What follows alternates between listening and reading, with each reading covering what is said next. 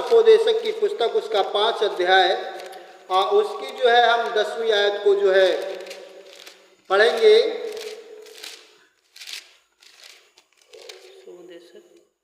5:10 वहाँ पे जो है लिखा हुआ है, जो रुपये से प्रीति रखता है वह रुपये से तृप्त ना होगा।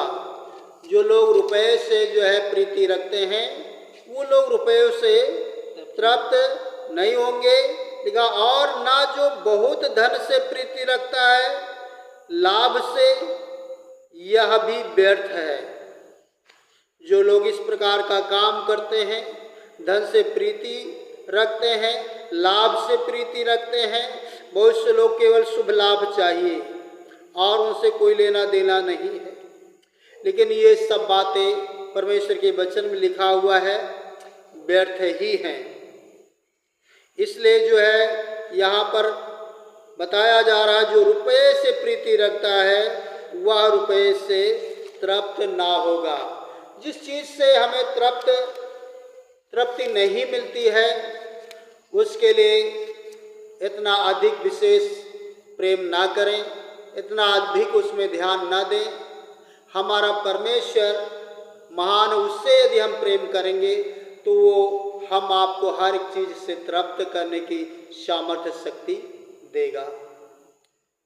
कई लोग हैं, बहुत कुछ है उनके पास लेकिन उनके पास तृप्ति नहीं है। बहुत से लोगों के पास थोड़ा है, उसी में वो तृप्त है, आनंदित है, खुशहाल है, कोई टेंशन नहीं, कोई चिंता नहीं। कई लोग हैं उनके पास बहुत अरबों रुपया है लेकिन वो तृप्त नहीं। इसलिए जो परमेश्वर जितने में रखता है, जितना कुछ देता है, उसी में हमें क्या करना चाहिए? धन्यवाद देना चाहिए और उसी में तृप्ति होना चाहिए। क्योंकि जो है खुशी का धन दौलत से कोई नाता नहीं होता है।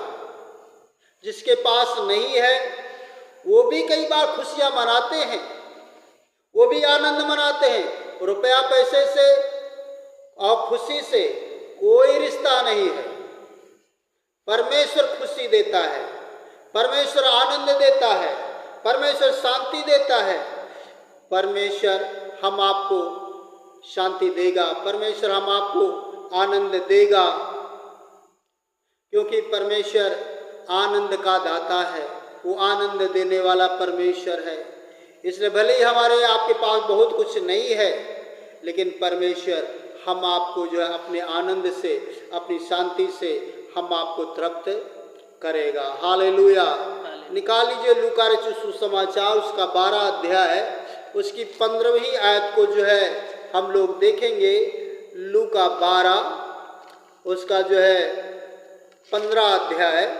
और उसने उनसे कहा, हाँ, चौकस रहो और हर प्रकार के लोभ से अपने आप को बचाए रखो, क्योंकि किसी का जीवन उसकी संपत्ति की बहुतायत से धन नहीं होता। यहाँ पर परमेश्वर का ये वचन बता रहा है, क्या कह रहे हैं? और उसने उनसे कहा, परमेश्वर ने उनसे कहा, चौकस रहो और हर प्रकार के लोभ से अपने आप को बचाए रखो।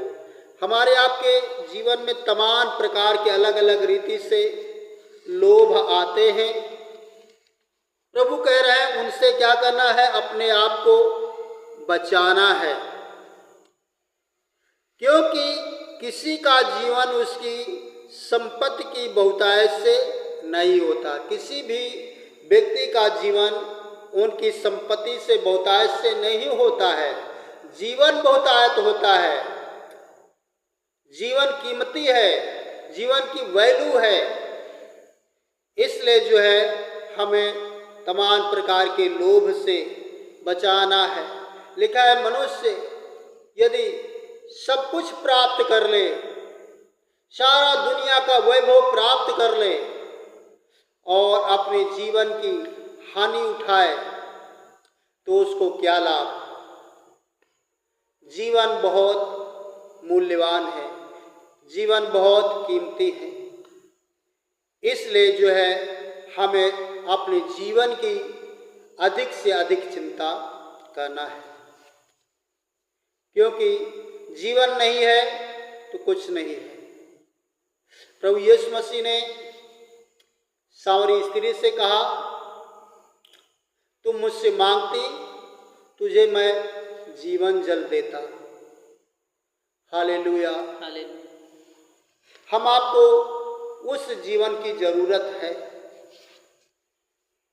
क्योंकि जिनके पास जीवन नहीं वो लोग नरक में जाएंगे, कष्ट क्लेश में चले जाएंगे, लेकिन जिनके पास जीवन है वो स्वर्गीय राज्य में प्रवेश करेंगे, अनंत जीवन में प्रवेश करेंगे, अनंत सुख पाएंगे, अनंत शांति में अपने प्रभु के साथ रहेंगे, जहाँ आनंद ही आनंद है।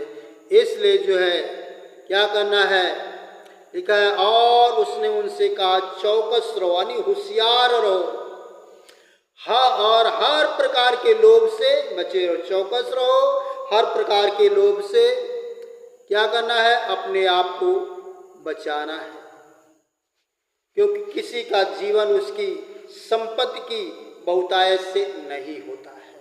हम लोग कुछ बातों को और देखेंगे।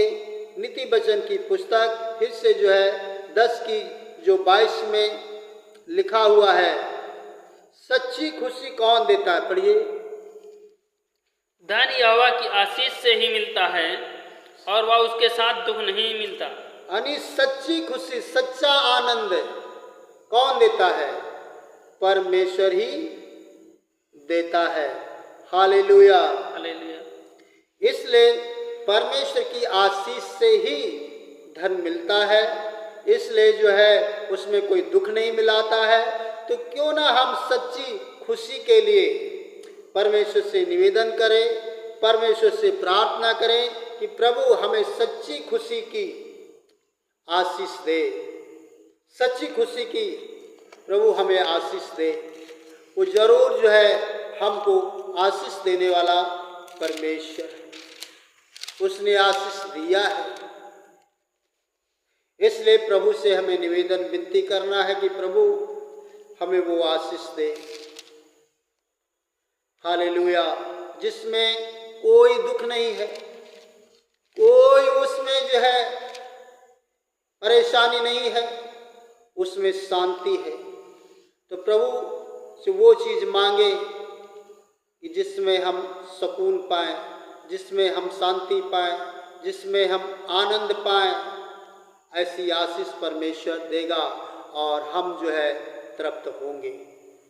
Hallelujah, hallelujah. निकाल लीजिए 1 तीमुथियुस उसका 6 अध्याय उसकी 9वीं और 10वीं आयत को जो हम लोग देखेंगे। 1 तीमुथियुस। पर जो धनी होना चाहते हैं वे परीक्षा और फंदे और बहुत सी व्यर्थ और हानिकारक लालसाओं में फंसते हैं, जो मनुष्य को बिगाड़ देती है और विनाश के समुद्र में डुबा देती है। क्योंकि वह रुपयों का लोभ सब प्रकार की बुराइयों की जड़ है, जिसे प्राप्त करने का प्रयत्न करते हुए बहुतों ने विश्वास से भटक कर अपने आप को नाना प्रकार के दुखों से छली बना लिया है। छलनी बना लिया है। यहाँ पर जो है परमेश्वर का वचन बताता है, पर जो धनी होना चाहते हैं वे ऐसी परीक्षा और फंदे और बहुत सी व्यर्थ और हानिकारक लालसाओं में फंसते हैं। जो लोग धनी होना चाहते हैं उनके विषय में बताया गया है। क्या बताया गया है? जो धनी होना चाहते हैं वे परीक्षा में पढ़ते हैं, फंदे में फंसते हैं, व्यर्थ की हानिकारक लालसाओं में फंसते हैं, जो मनुष्यों को बिगाड़ देती हैं। ऐसी बातों में फंस जाते हैं जो मनुष्यों को बिगाड़ देती हैं और विनाश के समुद्र में डुबा देती है, विनाश के समुद्र में डुबा देती हैं। ऐसे धन की लालसा ना करें कि जो विनाश के समुद्र में डूब जाए। ऐसी जो है अभिलाषाओं से हमें बचना है, ताकि कहीं हम जो है व्यर्थ की हानिकारक वस्तुओं से ज़्यादा अधिक प्रेम करने न लग जाए। हमें प्रेम अपने प्रभु से करना है। हमारा धन संपत्ति प्रभु ही है। जब प्रभु हमारे पास है तो हमारे पास सब कुछ है, क्योंकि लिखा हुआ है, क्योंकि रुपये का लोभ सब प्रकार की बुराइयों की जड़ है। रुपयों का लोभ सब प्रकार की बुराइयों की जड़ है। हमें अधिक से अधिक लोभ अपने प्रभु का करना चाहिए कि प्रभु को हम पा जाए, प्रभु हमारे जीवन में रहे, प्रभु हमारे जीवन से ना जाए। प्रभु यदि हमारे आपके जीवन में रहेंगे तो हमारी आपकी हर एक आवश्यकताओं को, जो हम आपको चाहिए, उन सब आशीषों से, सब जरूरतों से, सारी आवश्यकताओं से हम आपको तृप्त करेगा, क्योंकि हमारा परमेश्वर तृप्त करने वाला परमेश्वर है। क्योंकि लिखा हुआ है, जो धर्म के भूखे प्यासे होंगे वो तृप्त किए जाएंगे। हालेलुया। तो हमारा परमेश्वर यहोवा हम आपको हर एक आशीष दे करके हम आपको तृप्त करेगा, क्योंकि वो दाता है, वो देने वाला है। क्यों ना हम अपने दाता से प्रेम करें और उससे मांगे, क्योंकि यूहन्ना कहता है 14 अध्याय में, अभी तक तुमने मेरे नाम से कुछ नहीं मांगा, मांगा तो तुम पाओगे, मांगो तो तुम पाओगे। हालेलुया। तब तुम्हारा आनंद पूरा हो जाएगा। हालेलुया। जब परमेश्वर हम आपको देगा तो हमारा आपका आनंद पूरा हो जाएगा। उस आनंद में कोई दुख मिला हुआ नहीं होगा, उसमें कोई कष्ट मिला हुआ नहीं होगा, उसमें कोई टेंशन चिंता उसमें नहीं होगी। वो परमेश्वर अपना वो आशीष देगा, अपनी वो जो है धन दौलत देगा, उसमें हम तृप्त होंगे, उसमें हम शांति पाएंगे, उसमें हम आनंद पाएंगे। हालेलुया। क्योंकि लिखा हुआ है परमेश्वर के वचन में, लिखा है, जिसे प्राप्त करने का प्रयत्न करते हुए बहुतों ने विश्वास से भटककर, बहुत से लोग धन को प्राप्त करने के लिए प्रयत्न करते हैं और बहुत लोग विश्वास से क्या हो जाते हैं, भटक कर अपने आप को नाना प्रकार के दुखों से अपने आप को क्या करते, छलनी बना लेते हैं। इसलिए जो परमेश्वर की इच्छा है, जो परमेश्वर हमें राह बताते हैं, जो परमेश्वर का वचन बताता है, उसी के अनुसार हमें जो है जीवन व्यतीत करना है। इतना अधिक अन्य प्रकार से हम कोशिश ना करें। बहुत से लोग न जाने, बहुत से लोग धन प्राप्त करने के लिए हत्याएं करते, धन प्राप्त करने के लिए झूठी बोलते, धन प्राप्त करने के लिए लोगों के साथ न जाने क्या क्या जो है करते हैं। ऐसा धन हम आपको आनंद नहीं देगा, ऐसा धन हम आपको शांति नहीं देगा, ऐसे धन से हमारे घर में खुशहाली नहीं होगी। लेकिन हमारा आपका धन, सबसे बड़ा धन प्रभु यीशु मसीह है। जिसने प्रभु यीशु मसीह को पाया है उसने खजाना पाया है, खजाना पाया है। हालेलुया। हमारे पास खजाना है। अगर यीशु मसीह है तो हमारे आपके पास खजाना है। हालेलुया। खजाने का वो मालिक है। जब मालिक हमारे पास है, उसको हम स्वीकार करते हैं, उसको हम आमंत्रित करते हैं, उसको अपने साथ में रखते हैं, उसके साथ रहते हैं, उससे प्रेम करते हैं, उससे के बताए हुए रास्ते पर चलते हैं, तो हमारे आपके पास वो धन है जो किसी के पास नहीं होगा।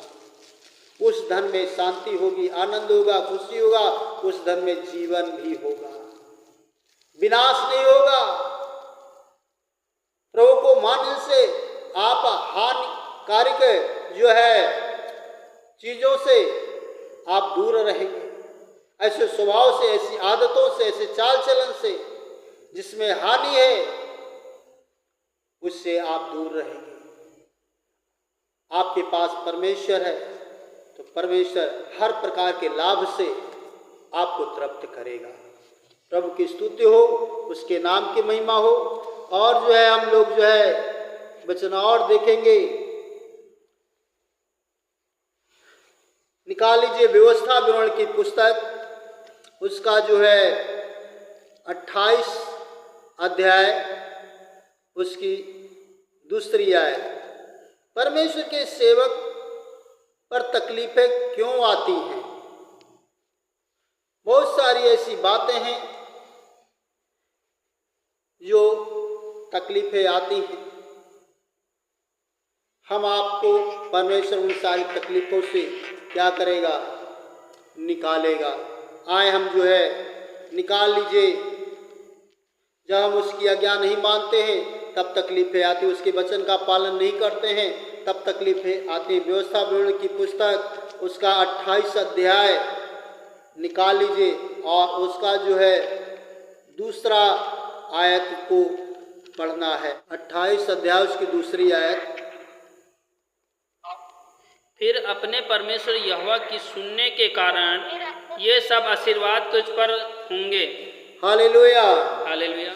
और कौन आशीषें हमारे जीवन में आएंगी? पढ़िए आगे। धन्य हो तू नगर में, हम आप लोग आशीषित होंगे नगर में, धन्य हो तू खेत में, और आशीषित होंगे हम खेत में भी। धन्य हो तेरी संतान, और हमारी संतानें भी आशीषित होंगी, हमारी खेती बाड़ी आशीषित होगी, हमारा गांव नगरी जो है आशीषित होंगे जहां हम रहेंगे। और तेरी भूमि की उपज, और भूमि की उपज भी जो है क्या होंगे? आशीषित होंगे। और तेरे गाय और हमारे गाय बैल भेड़ बकरियां ये भी जो है जो होंगे, ये भी आशीषित होंगे। हाँ, धन्य हो तेरी टोकरी और कठौती, हमारे घर में जो टोकरी है, कठौती है, ये भी आशीषित होंगे। जो कोई उस टोकरी का खाएगा, जो कोई उस कठौती का खाएगा, वो आशीष पाएगा, खा करके वो तृप्त होगा और आनंदित होगा। बहुत से लोग खा करके बहुत दुखी होते हैं, बहुत से लोग खा पी करके बुरा बुरा जो है काम करने लगते हैं, लेकिन हम आप खा पी करके अच्छे अच्छे काम करेंगे। हालेलुया। धन्य हो तू ये भीतर आते आशीषें समय, होंगे। और धन्य होंगे अपने घर आते समय, धन्य हो तू बाहर जाते और समय, हम जो है आशीषित होंगे बाहर जाते भी समय। हालेलुया। हमारे आने जाने में भी परमेश्वर यहोवा हमको आशीष देगा, आशीष देगा। अगर हम परमेश्वर के वचन को सुनते हैं, मानते हैं, उस पर चलते हैं, तो ये सारी आशीषें हमारे आपके परिवार में, हमारे आपके जीवन में होंगी। तो सचमुच हम आप लोग आनंद मनाने पाएंगे।